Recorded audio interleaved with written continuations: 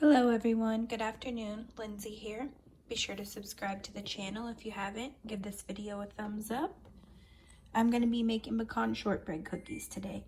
We're in I don't even know what day of quarantine, so more cookies for the kids. Salt, vanilla extract, pure almond extract. I have my all-purpose flour, sugar, softened butter, chopped pecans, and a paddle attachment for my KitchenAid stand mixer. This is gonna need a mixer of some sort, and the recipe calls for 3/4 a pound of butter, which would be 12 ounces because there's 16 ounces in a pound. So 2, 4, 6, 8, 10, and 12. So as I mentioned before, we're going to be using the KitchenAid. I have my paddle attachment on. First thing you're going to do is take your softened butter and you're going to drop all of that into the KitchenAid. I'm going to start dropping all those butter sticks down into my KitchenAid. 3, 4,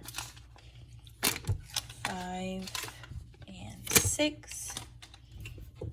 Lock that in place. The next step is going to be to add in 1 cup of sugar. So I'm just going to pour some sugar from my jar here.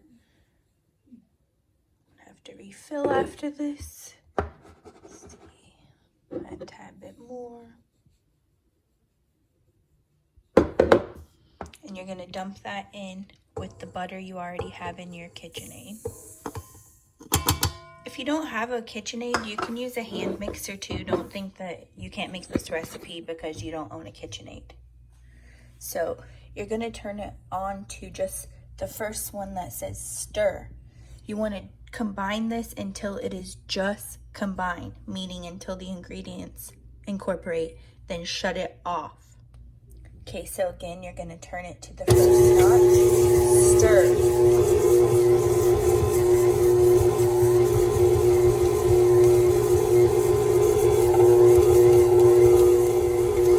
So you see how that's about mixed up? You're going to shut it off as soon as you don't see any sugar in the bottom of your bowl. I see just a tad, so I'm going to continue to let it run and then see how it's about gone until just combined. So you're going to shut it off. Have your ingredients all combined. You're going to add in your vanilla extract and your pure almond extract, and that's a teaspoon of each. Teaspoon of pure almond extract, 1 teaspoon of pure vanilla extract, and then you're going to mix that in.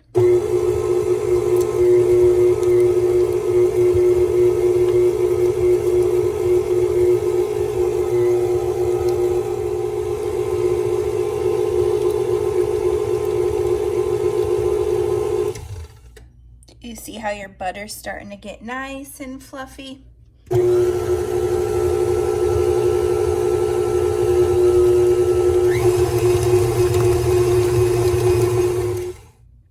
Just to recap, you guys, we have the butter so far. We have 1 cup of sugar, 1 teaspoon of vanilla extract, 1 teaspoon of almond extract. We've blended that, and now we are going to make our flour and our salt mixture in a separate bowl and sift it. The recipe calls for 3.5 cups of all-purpose flour, so I'm measuring that out now, and you need to put it through a sifter. I don't have an actual flour sifter, so I'm just going to use this. It'll do the same. Just set it over a glass bowl and sift it. So I've measured out my 3.5 cups of all-purpose flour, and now I'm going to add in a 1/4 teaspoon of salt. I have a 1/4 teaspoon of salt. I'm going to add that into this mixture, and then I'm going to take a fork and kind of mix that into there and sift it. Meanwhile, I'm going to turn my oven on to 350 degrees and get it preheating. After I get this incorporated in here and sift it, then I'm going to add the flour into the KitchenAid. So first things first, let me grab a fork. Just kind of get that salt moved around in that flour. It's going to get sifted, so it doesn't matter. I just like to do it. I'm just going to take a 1/2 cup measuring scoop and just start dumping that flour mixture into this thing I'm going to use to sift the flour. Now I have about 1.5 cups in there, I'd say, of the flour. I'm going to lift this up and just start sifting it. I'm sure a lot of you have seen your mom do this in the kitchen at some point, but it was a hand sifter, kind of like a can you would dump the flour in and squeeze the handle and it would sift it through. This is just another form. I use it for a lot of Asian recipes. So if you guys have never sifted flour, I just want you to see. You see how powdery, how light that looks, how this is all clumpy. You see the difference in the consistency. This is like extremely fine now. I'm on the last part of the flour, sifting the remainder of it, and then we're gonna start to add this flour mixture into our butter and sugar mixture we have in the KitchenAid already blended. So there we have it. Here's our flour sifted. Here's our dough that we have with the butter, sugar, vanilla, and almond extract. And we're gonna slowly start to incorporate this on slow in our mix. We're gonna slowly add in that flour mixture, slowly. Give it enough time to let the flour incorporate before you add more, because again, we're not adding eggs and you don't want this to come out clumpy. I'm adding in my flour a half a cup at a time, just like I did when I sifted it. I find it gives it a good amount to be able to blend. It's not too much flour to just get dropped in there where it's not incorporating. The dough is turning out beautiful. I have a little bit left of my flour mixture to combine in there. Stay tuned. I'll show you what it looks like when I'm done adding the flour. I've added in all of my flour at this time, and now I'm just letting the dough kind of do its thing, incorporate in there nice and evenly, get it distributed throughout before I add in my chopped pecans. Here's my dough. I'm gonna incorporate those pecans into this dough, and then we're gonna pop it in the oven, 350 degrees on our cookie sheet. I dumped my pecans in there. I'm just gonna let the KitchenAid do its thing and incorporate into the dough nice and evenly. And then I'll show you the next step. These aren't like your typical cookies. You actually roll this out like dough, so stay tuned. I want you guys to see the consistency of this batter.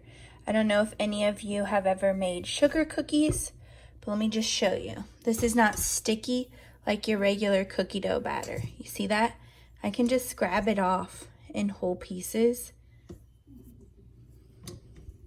Does not stick at all.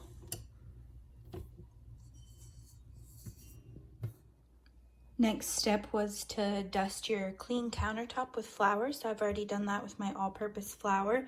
And now you're gonna take your dough you have in your KitchenAid and you're gonna put that onto your dusted surface and roll out. On that floury surface, you put your dough and you're just going to press it into a flat disc shape.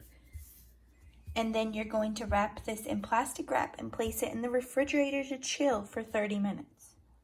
The easiest way to wrap this is just going to be to place a thing of plastic cling wrap over the top of it and then start working this from underneath off of the counter. I'm going to need both hands so it doesn't fall apart, but that's what you're going to do. Okay, so I got mine to flip over. Once I flipped it, it was kind of cracked and stuff. I'm just going to, push those back together, flatten all those cracks out, make sure it's not falling apart. And I'm going to repeat the process with another piece of plastic wrap on the top of it, then place it in the refrigerator to chill for 30 minutes. Okay, so I started off by taking a big chunk with this cookie cutter I have just to break through the dough. And then I used that piece and just kind of made some smaller pieces off of it. So I have that one right there, but I wanted to show you guys how I got it to that. So I have this ball of dough, and I'm going to take my rolling pin and just roll it a couple times to flatten it. Then I just pulled it off of the rolling pin and placed it onto the cookie pan. So I've taken some out of the oven that are done and placed them on some cooling racks. I mean, look at how beautiful. They turned out so great. Look at how beautiful that cookie is, y'all. I mean, come on. They turned out so good. I love it.